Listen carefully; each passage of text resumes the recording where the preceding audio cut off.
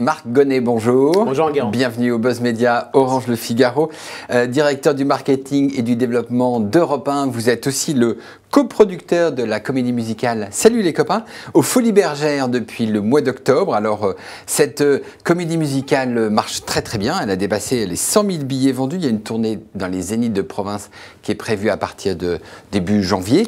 Il me semble, avant un retour qu'on imagine triomphal à Paris au mois de mai. Le modèle économique de cette comédie musicale, c'est à la fois un mélange entre une marque historique qui appartient à Europe 1 et que vous managez, et puis une salle, les Folies Bergères, qui ont été rachetées par le groupe Lagardère. Est-ce qu'il faut tout maîtriser de A à Z pour limiter les risques d'un tel projet ?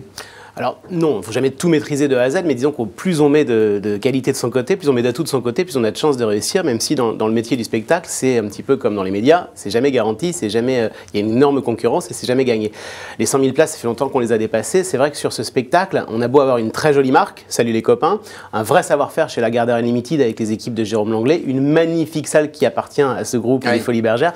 C'est pas gagné parce que ce spectacle, ça, il aurait pu être poussiéreux, il aurait pu être poussif. En fait, on se rend compte, vous l'avez vu, je crois que c'est quelque chose qui rend heureux. Ça va bien avec l'époque. C'est un spectacle un peu feel good. Ça mélange. C'est pas vraiment une comédie musicale en réalité. C'est plutôt un spectacle musical, de la danse, du chant, de la comédie. Je crois que c'est ça le succès. Maintenant, on n'est jamais sûr. Et vous savez, il faut se battre jusqu'au dernier moment.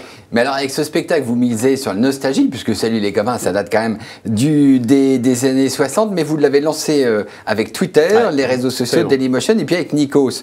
Et avec Europe 1, bien sûr. Et avec Europe 1. Vous arrivez à toucher les jeunes ou c'est uniquement pour leurs parents? Oui, mais alors, ça, c'était l'intention qu'on avait avec Jérôme Langlais très très tôt. En fait, en réalité, on était persuadé que ce spectacle devait à la fois plaire aux gens qui ont vécu le phénomène Salut les copains. Et là, c'était le rôle d'Europe 1 qui a pris un risque, je vous le rappelle, en coproduisant pour la première fois ce spectacle. Enfin, c'est la première fois dans son histoire qu'Europe 1 investit, coproduit.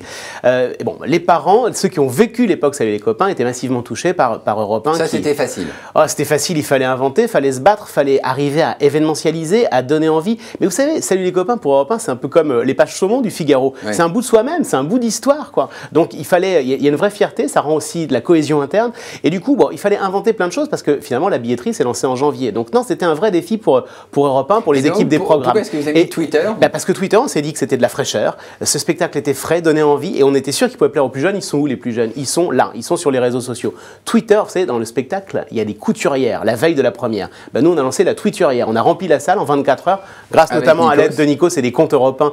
Voilà, c'est un triomphe et du coup, on a été trending topic 2 soirs de suite sur Twitter. Et là, vous pouvez, si vous avez envie, vous-même, Enguerrand, poster des vidéos de vous en train de danser et chanter. Je ne le ferai pas. Et grâce à notre partenaire Dailymotion, un gros concours qui triomphe en ce moment. Marc Gonnet, vous avez ressuscité la marque Salut les copains en 2009 à l'occasion de son 50e anniversaire. Alors il y a un truc facile, une compilation, un coffret DVD, un livre, des croisières avec les anciennes vedettes. Est-ce qu'on peut étirer une marque à l'infini comme ça sans l'user? Au contraire, c'est exactement tout le contraire qu'on a fait. 2009, première exploitation majeure à l'occasion des 50 ans du magazine, c'était des partenariats classiques.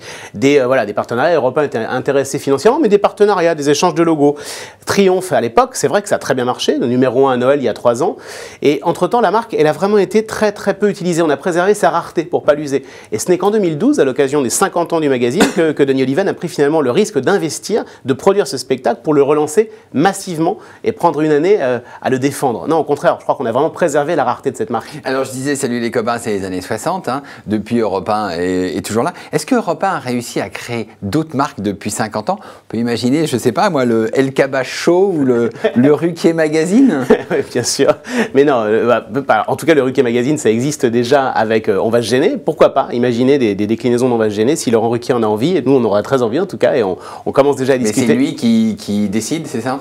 Il faut toujours qu'il y ait une envie de l'antenne. On ne peut jamais diversifier une marque et faire davantage sans une envie de l'antenne, sans une envie des animateurs, sans une envie de la direction de l'info, de la direction des programmes. Jamais. Puis, vous savez, il y a d'autres jolies marques comme Musicorama. On était en début de semaine aux Folies Bergères avec Dominica, Cali, Calogero, Loudoyon. Musicorama, c'est peut-être une marque dont vous allez entendre parler dans quelques années. Très bien, Marc Gonnet, merci beaucoup. Merci, et donc, Salut les copains part en province, on a dit, à partir de janvier, revient à Paris au mois de mai. Et nous nous retrouverons pour notre part demain avec un nouvel invité. Merci. Merci, bonne journée.